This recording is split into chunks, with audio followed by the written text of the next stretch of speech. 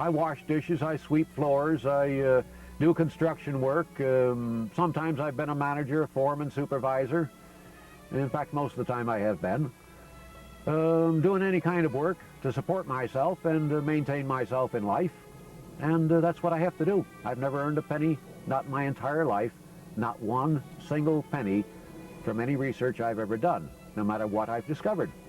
And literally I've discovered somewhere between 5,000 and 10,000 new things.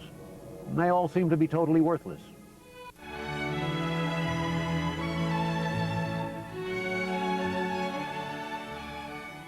In 1960, I wrote a letter to my mother, and in that letter I suggested that there should be a source of energy, an absolute ridiculous minimum. Now, ridiculous. It couldn't be so small. It'd have to be at least 1 billion times more powerful than the sun, our star.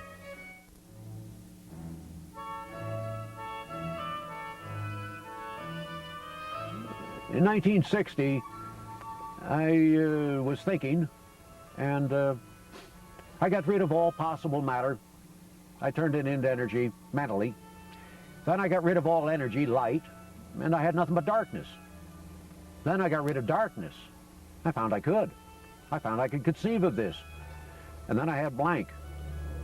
I tried to get rid of the blank and I couldn't, no matter what I did. And as years later, as I became more familiar with the subject, I recognized that I am a product of this creation, and as a product of it, I cannot conceive of something which was a priori to the existence of the blank.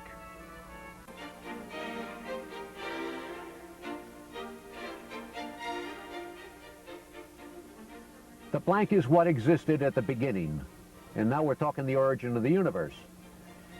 Well, with the blank existing at the very beginning, to go into a positive state, it quite literally meant that energy was being formed, thus the quasi-stellar sources.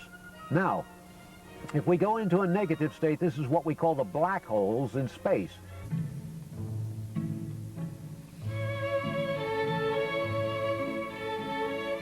Gravity, as Newton and Einstein knew it, does not exist. You have to go back, I think it's about 15 years ago, they put gravitometers, down oil wells about 6 miles deep. And just testing what's the gravitational constant that deep.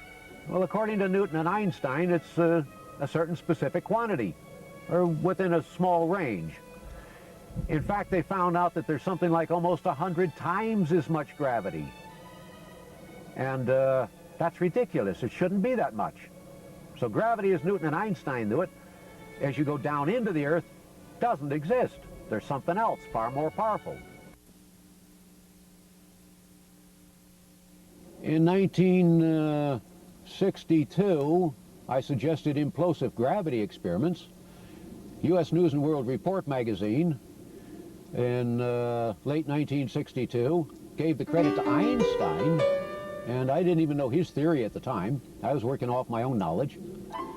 And they gave him the credit because he had also suggested that when hydrogen is imploded, there should be a gravitational reaction.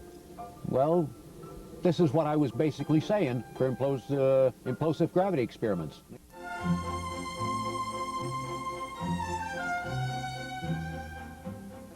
I'm going to jump back here a little bit because basically what I'm doing here right now is I'm giving you sort of a general overall picture, let's say, of the origin of this universe and how it evolved. And as to evolution, I'm going to make a commentary here. Evolution is not as Darwin conceived of it. He was close to the way evolution has to be thought of. You have to think of evolution in terms of the physical evolution of the universe, then the mental evolution of this universe, then its spiritual evolution. Man is very close, if not the epitome of a mental evolution, he's very close to the top of that. And even the Bible does not suggest that we have a physical evolution coming or a mental evolution step. We have a spiritual evolution step. It suggests that right now we're lower than the angels, and If we become goody-goodies, why, we'll make a jump and be higher up than the angels. Now, if you change the flavor of your body by eating the wrong thing, you will thus provide a flavor that some bacteria or some virus likes, maybe, no guarantee. And if you do change your flavor, there's no guarantee that this virus or bacteria will definitely invade you.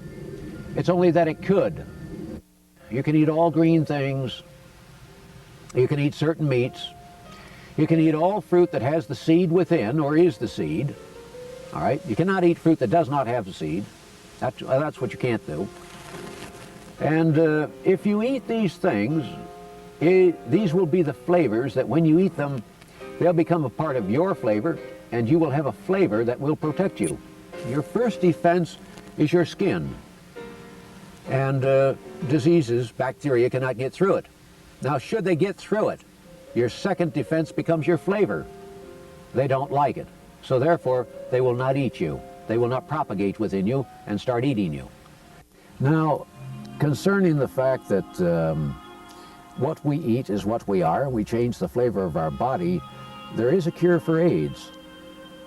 And the cure would have to be relative to the fact that over 90% of the human flesh will change within 7 to 10 years simply by continuing to eat.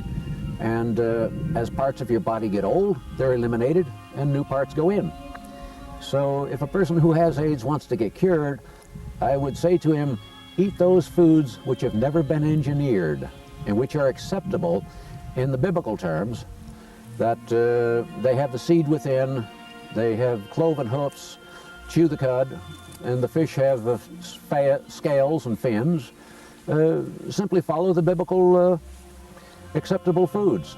The brain is like a hand, that whereas our hand can grasp physical things, such as I hold the pen, our brains are capable of grasping directions. And this is what they're capable of. And this is what their function is. And in this manner, as we, how will I say this, as we coalesce, collecting the directions that exist around us in the thinking and the actions, the words of other people, we combine those with other directions that we're familiar with, and similar to a computer doing an analysis, we are thus able to make an estimation of what's going to happen to us within the next few minutes, hours, days, months, so on.